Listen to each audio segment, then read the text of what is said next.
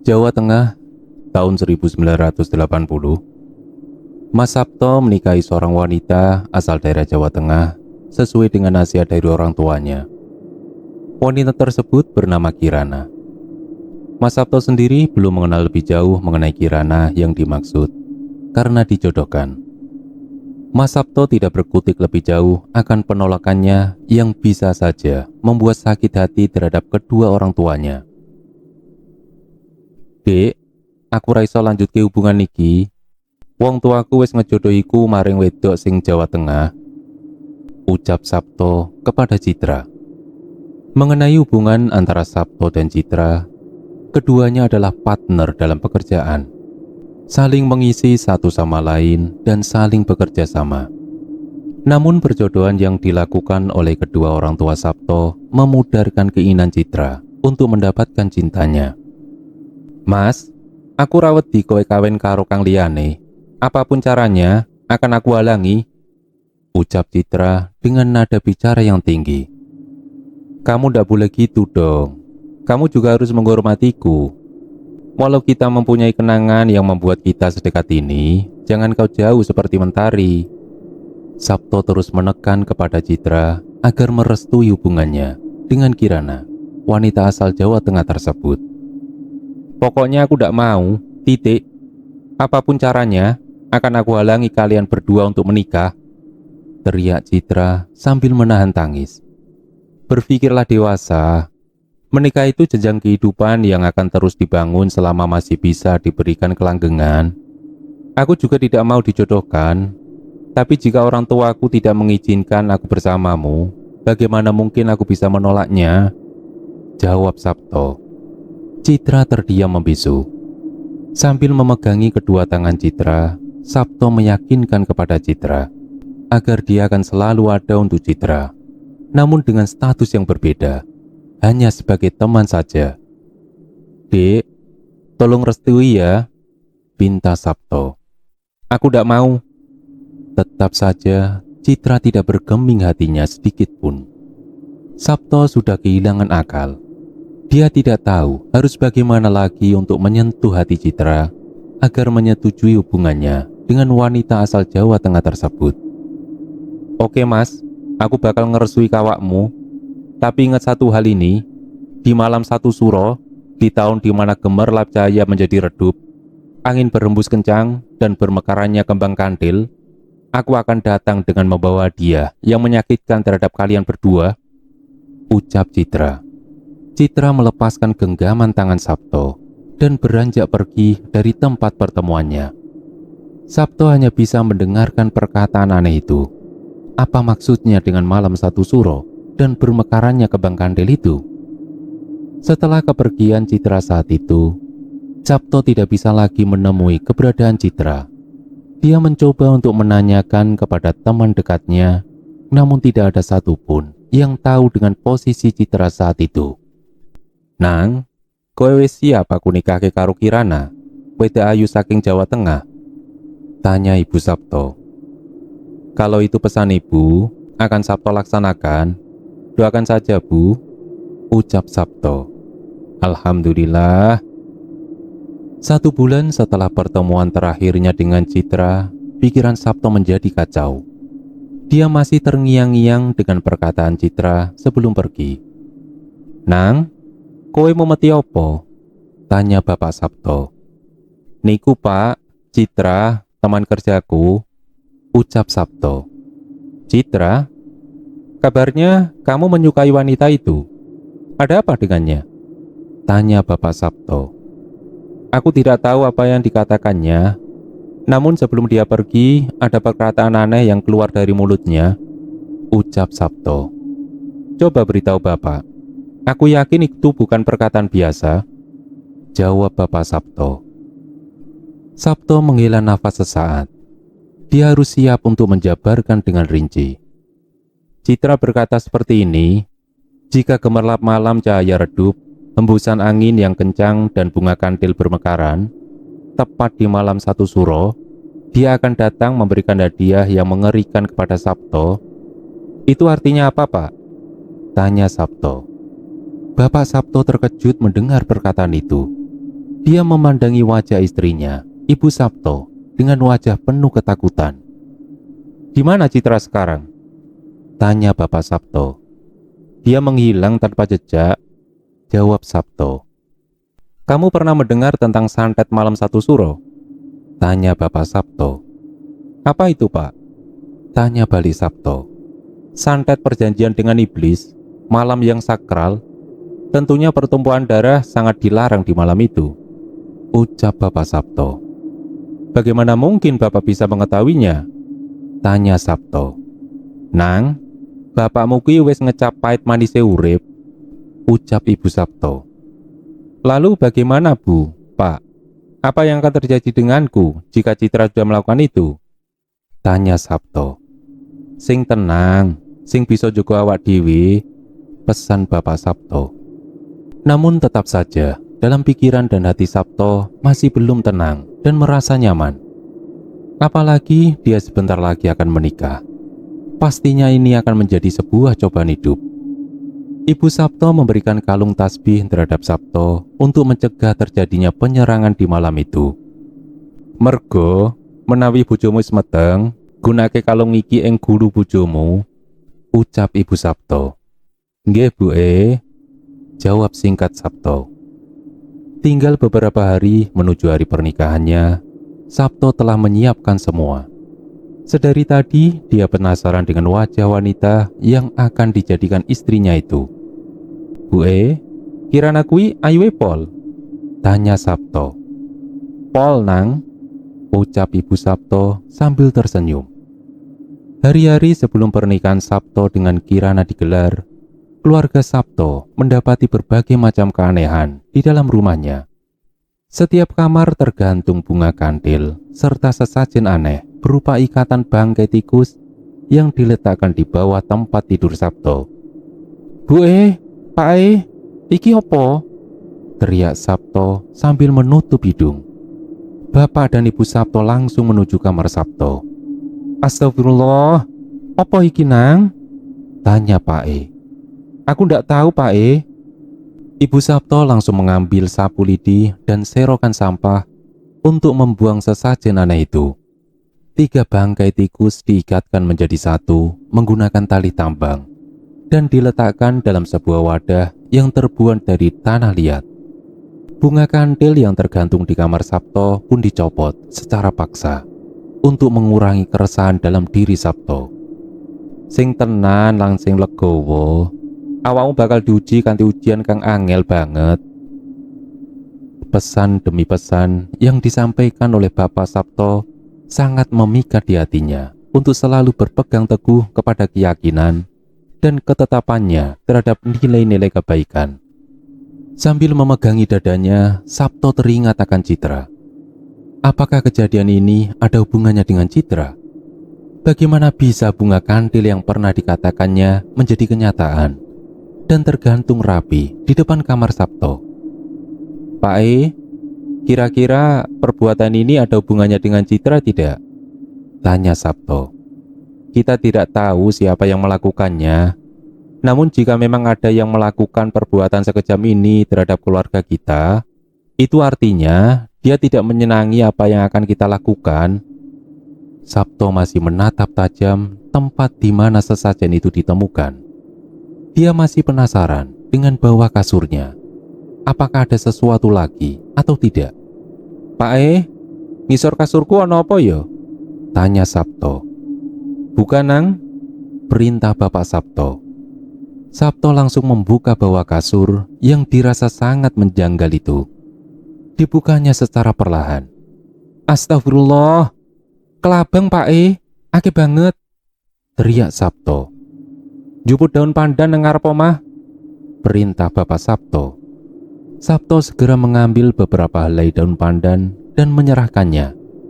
Daun pandan itu diiris-iris menjadi potongan kecil dan ditaburkan tepat di sekeliling kelabang yang bergerombol di bawah kasur Sabto. Alhasil, para kelabang itu menghindar dan meninggalkan tempat di mana mereka bersarang di bawah kasur Sabto. "Aneh, kok iso kelabang kuwi nang ngisor tempat turuku, Pak?" tanya Sabto. "Wes, ra usah dipikirke," jawab Bapak Sabto. Ibu Sabto segera masuk dan memberitahukan sesuatu yang janggal kembali. "Sopo kang naruh boneka aneh nang ngarep pintu kamarku?" tanya Ibu Sabto. "Maksude?" tanya Bapak Sabto. "Aku wis ora tahan. Sopo kang naruh kuwi?"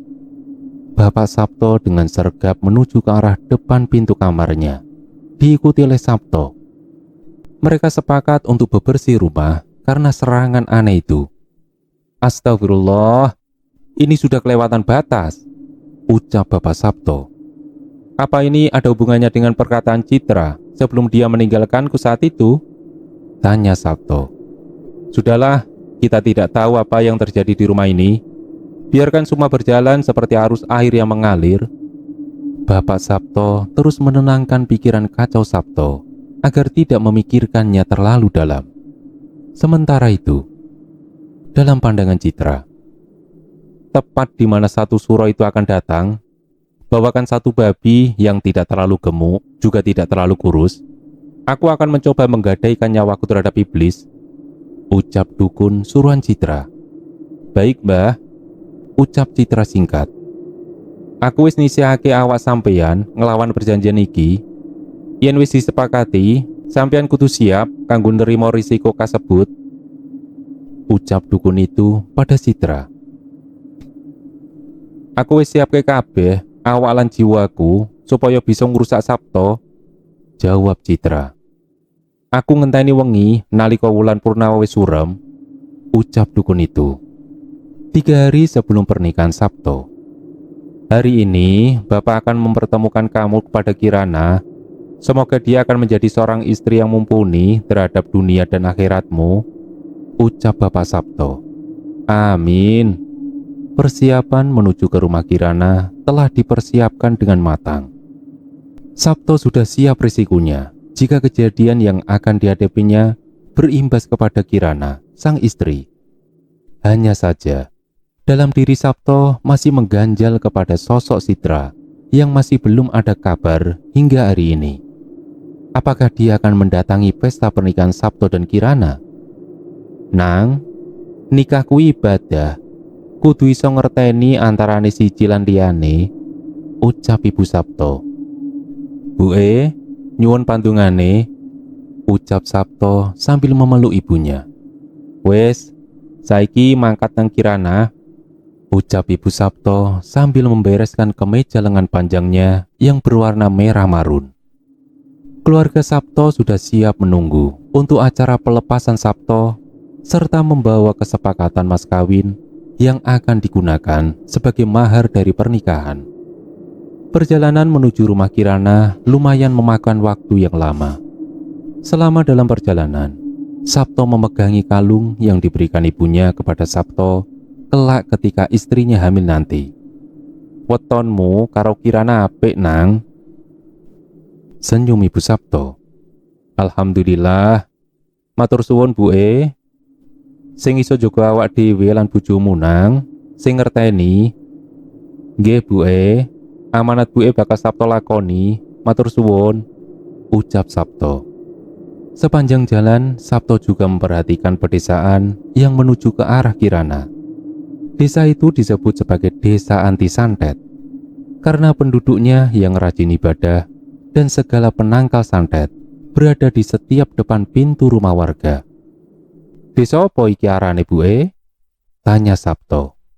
"Desa ini disebut sebagai desa anti santet. Lihatlah, setiap rumah memasang potongan daun pandan dan ilalang liar." Sabto mengangguk paham. Rumah-rumah di desa ini masih sangat elok dan rapi menggunakan anyaman bambu. Para warganya yang sopan dan ramah membuat Sabto betah tinggal di tempat ini. Dia lebih penasaran terhadap Kirana ketimbang kebiasaan di desa ini. Bagaimanapun juga, desa ini adalah desa sebagai tempat penyerangan santet malam satu suro. "Sebentar lagi sampai," ucap supir Bapak Sabto. Kerumunan warga yang menyambut mobil Sabto segera memberikan jalan untuk menyambut calon pengantin pria. Keluarga Kirana yang mengetahui suara klakson mobil dari pengantin pria langsung menyuruh Pak Romli, tangan kanan Bapak Kirana, Pak Suroso, untuk menyambut kedatangan Sabto dan keluarga. "Ramli, sambut keluarga pengantin pria," ucap Pak Suroso. "Jih Pak," ucap Ramli. "Nduk, pengantin lanang sampun dugi," ucap Ibu Yati. "Jih Bu, mengke kula mrika," ucap Kirana. Bu Yati menutup pintu kamar Kirana. Dia tahu Kirana sedang merias wajahnya untuk menyambut calon suaminya. Kirana merias wajahnya secantik mungkin untuk menyambut kedatangan calon suaminya. Dia tahu perempuan Jawa harus memiliki aura cantik yang lebih memikat agar bisa memberikan aura positif kepada calon suaminya. Rambutnya yang panjang diikat hingga berbentuk bulatan sanggul rapi nan indah. Baju yang Kirana kenakan adalah baju kebaya khas Jawa Tengah dengan kain jarit berwarna kecoklatan. Kedua tangannya diberi corakan hina berwarna coklat sebagai perlambang kesederhanaan. Kirana tersenyum di depan cermin kamarnya sambil melenggak-lenggokkan tubuhnya ke kanan dan ke kiri. "Monggo Mas, mlebet mawon," ucap Ramli kepada Sabto. "Oh, nggih Mas, matur suwun," jawab Sabto. Keluarga Sabto segera memasuki rumah calon pengantin wanita. Beberapa keluarga lainnya membawakan seserahan sebagai awal dari persetujuan dan kesepakatan untuk mahar yang akan digunakan ketika hari pernikahan tiba. Di depan pintu rumah Kirana telah terpasang ikatan daun pandan dan ilalang yang melingkar sebagai tanda tolak bala dan santet yang dulu pernah terjadi di desa itu. "Assalamualaikum Mbak Suroso," ucap Bapak Sabto, Pak Mulyo. "Waalaikumsalam Pak Mulyo, silakan masuk," jawab Pak Suroso dengan ramah. "Ramli, bawakan minuman dan makanan yang telah disiapkan di dapur," ucap Pak Suroso pada Ramli. "Nggih Pak." Hidangan dan sapaan hangat dari Pak Suroso membuat Sabto yakin bahwa kedua orang tuanya tidak salah menjodohkan kepada wanita yang dipilihnya. Begitu juga dengan para warga yang sangat menantikan kedatangan pengantin pria. Sepertinya acara pernikahan di 3 hari mendatang akan berlangsung dengan sangat meriah. "Kirananya mana Pak?" tanya Pak Mulyo kepada Pak Suroso. "Oh, sebentar. Saya panggilan dulu dek Kirananya. Monggo Mas Sabto dimakan makanannya." "Nggih Pak." Pak Suroso menuju kamar Kirana dan mendapati istrinya, Bu Yati, sedang menunggu di depan pintu kamar. "Bu Kirana sedang apa? Si pengantin laki-laki sudah siap menunggu," ucap Pak Suroso. "Nggih Pak, sekedap malih," jawab Bu Yati. Pak Suroso dan Bu Yati menunggu Kirana untuk keluar dari kamar. "Bu aku sudah siap," ucap Kirana dari dalam kamar. "Tuh kan, kalau anak perawan itu lama meriasnya. Jadi sampean kudu ngerti Pak," senyum Bu Yati. Pak Suroso tersenyum lebar. Sebentar lagi putri kesayangannya akan melepas lajang dan membangun keluarga barunya bersama menantu yang diidam-idamkannya, Sabto. Kirana keluar dengan tampilan yang berbeda, tampak cantik dan anggun. Bukan seperti Kirana dulu yang tampak manja. Kini Kirana sudah siap untuk melepas masa lajangnya. "Masya Allah, ayo pol kowe Dek," ucap Pak Suroso. "Matur suwun Pak jawab Kirana sambil tersenyum.